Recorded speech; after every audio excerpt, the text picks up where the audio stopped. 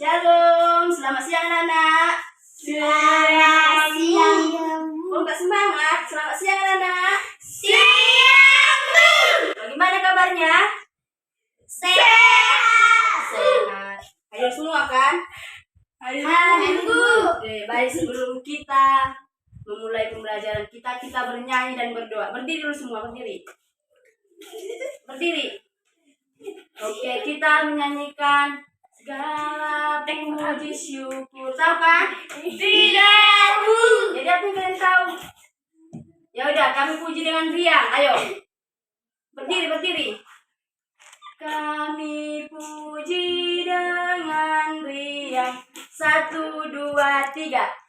Kami puji dengan riang Engkau Allah yang besar, bagai bunga kasih hati kami pun besar. Lalu dosa dan derita perimbangan karena sumber suka yang abadi bisinan-Mu penyerah. Oke, berdoa, tutup matanya, lipat tangannya, tunduk kepala, kita berdoa. Terima kasih Tuhan, terima kasih Yesus buat kasih setia-Mu Tuhan yang memberkati kami juga pada saat ini. Tuhan Yesus yang baik, kami akan memulai pembelajaran kami. Berkati anak didikmu Bapa, agar anak didikmu ini bisa mengerti akan pembelajaran yang Hamba-Mu sampaikan. Dalam nama Tuhan Yesus, berkati pembelajaran kami dari awal hingga akhir. Dalam nama Tuhan Yesus, kami berdoa dan bersyukur. Amin. Siapa tadi yang ribut pas berdoa? Ruth, Bu. Nggak boleh kayak gitu ya. Kalau berdoa tidak boleh ribut. Oke. Baik anak-anak. Ada yang tahu materi kita hari ini apa? Tidak, Bu. Belajar di rumah ya. Materi kita hari ini adalah hidup menurut kehendak Allah. Hidup menurut kehendak Tuhan. Oke. Ada yang tahu apa itu hidup? Kita sekarang hidup atau mati? Hidup Iya, berarti hidup itu adalah keberadaan kita saat ini, sekarang ini kita hidup. Lalu kalau kehendak Tuhan itu seperti apa? Kehidupan kita di dunia, hidup itu ya. Kehidupan kita saat ini. Lalu kalau kehendak Tuhan itu apa? Kehendak Tuhan itu kita hidup berkenan kepada Tuhan. Iya, hidup berkenan kepada Tuhan.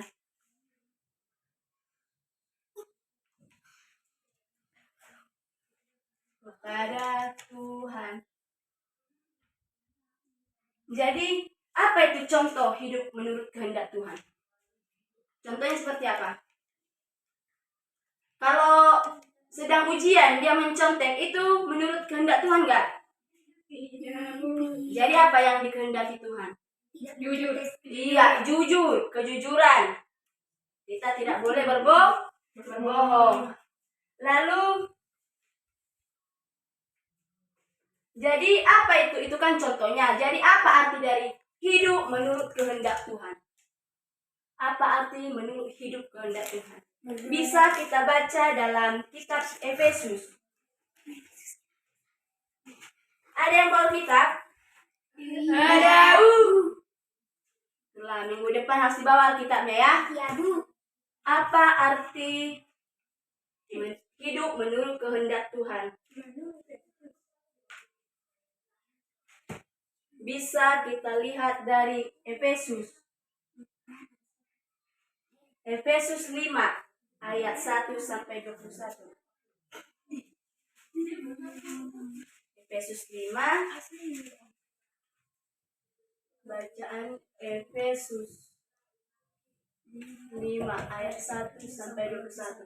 Ini karena ayatnya panjang, Jadi nanti anak-anak harus baca di rumah ya. Jangan lupain nanti dibaca di rumah ya, biar tahu. Dan minggu depan ibu tanya harus tahu ya. Iya, oke. Jadi dalam kitab Efesus 5 ayat 21 ini dikatakan bahwa firman Tuhan mengajarkan kita untuk hidup menurut kehendak Tuhan. Kita harus berlatih hidup dengan baik dan benar sesuai dengan teladan Tuhan. Karena Yesus Kristus sudah terlebih dahulu menjadi teladan bagi kita yang percaya kepadanya. Jadi dalam firman Tuhan ini, dalam kitab Efesus ini dikatakan juga bahwa kita harus menjadi terang. Tahu terang itu apa? Terang itu adalah kayak cahaya ini, terang di kelas ini. Ada kan? Itulah terang. Apa yang menerangi kelas ini? Lampu. Iya, lampu. Kita harus seperti lampu ini. Kita menerangi kegelapan. Jangan mau menjadi gelap, tetapi jadilah terang. Anak terang yang menghasilkan buah yang baik, yaitu kebaikan, kebenaran, dan keadilan. Terang yang dibawa oleh Yesus Kristus menjadikan kita warga dunia yang sangat berguna. Kalau di kegelapan, kalian bisa nggak berbuat apa-apa? Tidak. Jadi kalau ada terang, bisa kalian melakukan apa-apa? Bisa. Iya, jadi kita harus seperti terang. Kita harus berguna bagi sesama kita, bagi sesama manusia. Jangan mau hidup di dalam kegelapan. Iya, pintar ya Nanda Ibu. Lalu firman Tuhan yang dalam kitab Efesus ini juga mengatakan bahwa firman Tuhan ini mengajarkan kita untuk hidup baru sesuai dengan kehendak Tuhan. Kita harus hidup sesuai dengan kehendak Tuhan. Jangan melawan Orang tua. Iya, itu adalah hidup menurut kehendak Tuhan. Iya, kalau ada di antara kita yang melawan orang tua, berarti dia hidup di dalam kegelapan ya. Bisa kita lihat juga dalam Yohanes 12. Dikatakan Yohanes 12 ayat 36 dikatakan, "Percayalah kepada terang selama terang itu ada padamu, supaya kamu menjadi anak-anak terang." Anak-anak terang ini seperti apa dimaksudkan dalam firman Tuhan ini? Anak-anak firman Tuhan ini, anak-anak terang ini bisa dikatakan bahwa kita harus berguna bagi sesama kita. Kita harus menerangi kegelapan. Jangan mau hidup di dalam kegelapan. Lalu bisa juga kita lihat Efesus 5 ayat 8. Firman kita tadi ya. Dikatakan bahwa memang dahulu kamu adalah kegelapan, tetapi sekarang kamu adalah terang di dalam Tuhan. Sebab itulah hiduplah sebagai anak-anak terang. Jadi anak-anak ibu, kita firman Tuhan mengajarkan kita agar kita hidup dalam terang. Jangan mau di dalam kegelapan. Kita harus hidup menurut kehendak Tuhan. Jadi itulah arti menurut kehendak Tuhan. Kita tidak boleh melenceng dari kehendak Tuhan. Jangan berpacu pada keinginan kita sendiri. Lalu, bagaimana cara agar kita berani tetap hidup menjadi anak terang yang melakukan kehendak Allah? Bagaimana caranya? Cara agar bisa melakukan kehendak Tuhan. Ada yang tahu caranya seperti apa? Melakukan kehendak Tuhan. Cynthia, ada apa itu Cynthia? Caranya Cynthia? Apa caranya? Ada 2 cara. Yang pertama, kita sebagai orang percaya harus mengikuti kehendak Tuhan. Mengikuti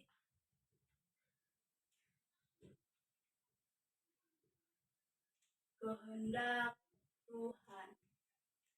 Mengikuti kehendak Tuhan ini seperti apa? Ada yang tahu mengikuti kehendak Tuhan seperti apa? Mengikuti kehendak Tuhan ini adalah kita melaksanakan kehendak Tuhan. Jangan mengikuti kehendak kita sendiri. Kita harus menuruti firman Tuhan yang telah dikatakan dalam Alkitab. Kita harus mengikuti kehendak Tuhan.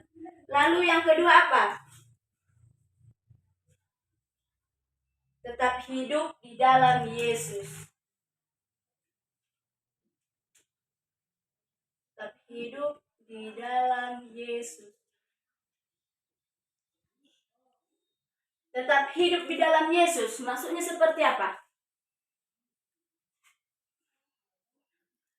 Kita tidak boleh hidup kepada pemilihan kita diri sendiri, tetapi kita tetap hidup di dalam Yesus. Jangan mau digoda iblis. Tidak, ketika ada ujian nih, kita bentar lagi mau ujian. Kan kita mau ujian. Terus datanglah iblis. Intan, contoh aja nggak apa-apa, biar bagus nilainya, biar dapat peringkat 1. Kita nggak boleh mengikuti godaan iblis. Kita tetap mengikuti kehendak Tuhan, tetap hidup di dalam Yesus.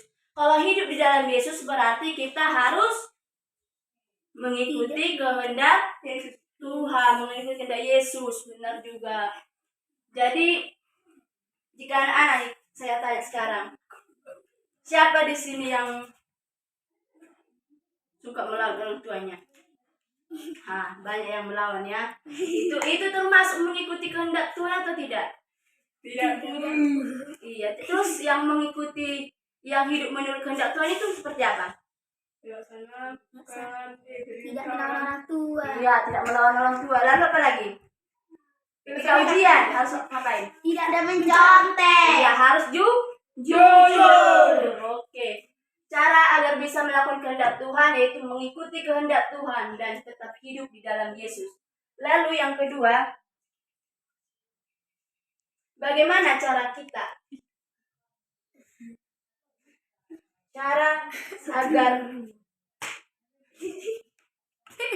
Bagaimana cara kita menyikapi atau sikap kita? Bagaimana sikap kita? Sikap kita untuk hidup menurut kehendak Allah. Hidup menurut kehendak Allah. Kehendak Tuhan. Kehendak Tuhan ya anak-anak.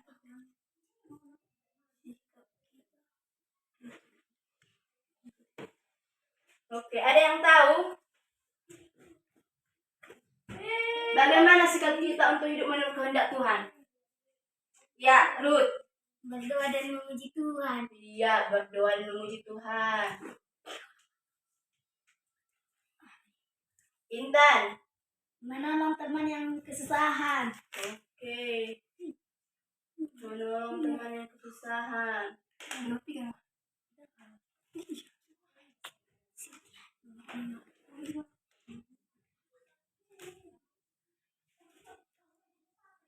Menolong teman yang kesusahan ini contohnya seperti apa? Ketika lagi susah dibantu. Musibah. Ya, ketika musibah dibantu, ketika teman kita tidak tahu mengerjakan tugasnya kita ajari, jangan diajarin bodoh-bodoh, tapi tetap kita ajari. Baru tidak hidup serakah. Tidak hidup serakah. Ya, apa ini tidak hidup serakah? Contohnya. Tidak mengikuti Tidak hidup serakah. Misalnya ada makanan 4, bisi Ruth 1, bisi Intan 3. Adil gak itu? Enggak, Bu. Iya, si Intan serakah kan, sama dia lebih banyak kan? Iya, jadi biar adil harus kayak mana? Dibagi 2. Iya, 2 si Intan, 2 si Ruth. Iya, jadi kita tidak boleh hidup serakah, kita harus adil. Lalu tidak mengucapkan kata kotor.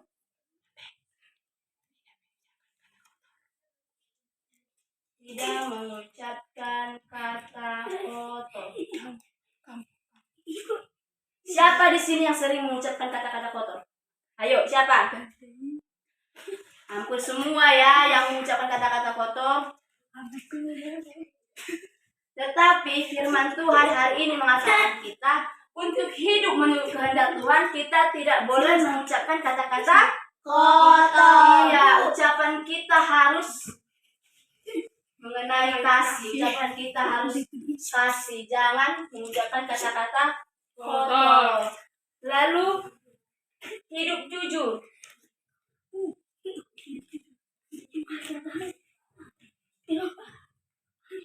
Hidup jujur ini seperti apa contohnya?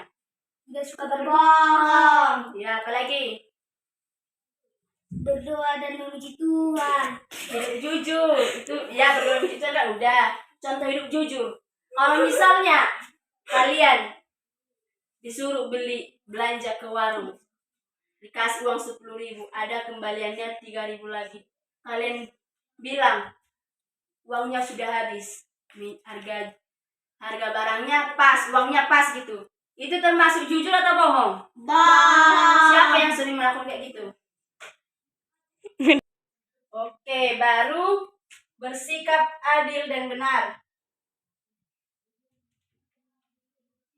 Bersikap adil dan benar. Bersikap adil dan benar itu seperti apa? Misalnya nih contohnya, si Cynthia marahan bertengkar sama si Ruth. Karena si Ruth dekat sama si Intan ini membela si Ruth, padahal si Ruth yang salah. Itu adil atau tidak? Tidak. Iya, walaupun si Ruth itu teman si Intan, tetapi kita harus bersikap adil dan benar. Kita tidak boleh membela orang yang salah. Lalu bersyukur dan memuji Tuhan, sudah ya. Rendah hati dan tidak sombong. Rendah hati dan tidak sombong. Rendah hati ini seperti apa? Jangan tinggi hati.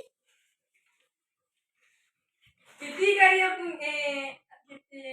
ada seseorang yang kaya raya bertemu dengan teman yang Rendah paling hati miskin. ini kita harus jangan terlalu jangan terlalu tinggi hati gitu ya, kata Cynthia ya. Kita harus tetap rendah hati, walaupun kita pintar, kita tidak boleh sombong, tetapi kita harus rendah hati, jangan menyombongkan diri. Itu bukan hidup menurut kehendak Tuhan. Hidup menurut kehendak Tuhan itu kita tetap rendah hati dan tidak sombong. Paham anak-anak? Paham, Bu. Iya. Baru selanjutnya tidak keras kepala. Tidak keras kepala. Tidak keras kepala ini bukan kepala yang keras ya. Tidak keras kepala ini seperti apa? Tidak mau mendengarkan kata-kata orang lain. Iya, tidak mau mendengarkan kata-kata orang lain. Kita untuk hidup menurut kehendak Tuhan, kita harus bisa menerima pendapat orang lain. Jangan mau hanya pendapat diri kita sendiri. Baik anak-anak, sampai sini ada yang mau ingin bertanya? Enggak, Bu. Enggak ada, berarti paham semua kan? Paham, Bu. Pintar anak-anak ibu ya. Jadi ibu mau nyuruh kalian dulu. Coba kalian pikirkan sikap-sikap hidup menurut kehendak Tuhan itu seperti apa. Ibu kasih waktunya 1 menit ya. Pikirkan kalian dulu. Tidak mencontek saat ujian. Iya, tidak mencontek saat ujian. Itu apa itu? Yang dikehendaki atau yang tidak dikehendaki? Yang dikehendaki. Iya, pintar lagi. Apa lagi? Tidak suka berbohong. Apa? Tidak suka berbohong. Itu apa itu? Hidup menurut kehendak Tuhan atau yang tidak dikehendaki? Yang dikehendaki. Yang tidak dikehendaki itu seperti apa? Mencontek ketika ujian. Siapa di sini yang sering mencontek ketika ujian? Siapa yang pernah mencontek ketika ujian? Nah, Cynthia pernah ya. Dan Intan jujur ya, tidak boleh ya. Untuk Cynthia jangan lagi mencontek ya. Lalu apa lagi? Suka berbohong. Iya, siapa yang suka berbohong sama orang tuanya? Ruth, Bu. Jadi hari ini kita harus bisa untuk jujur.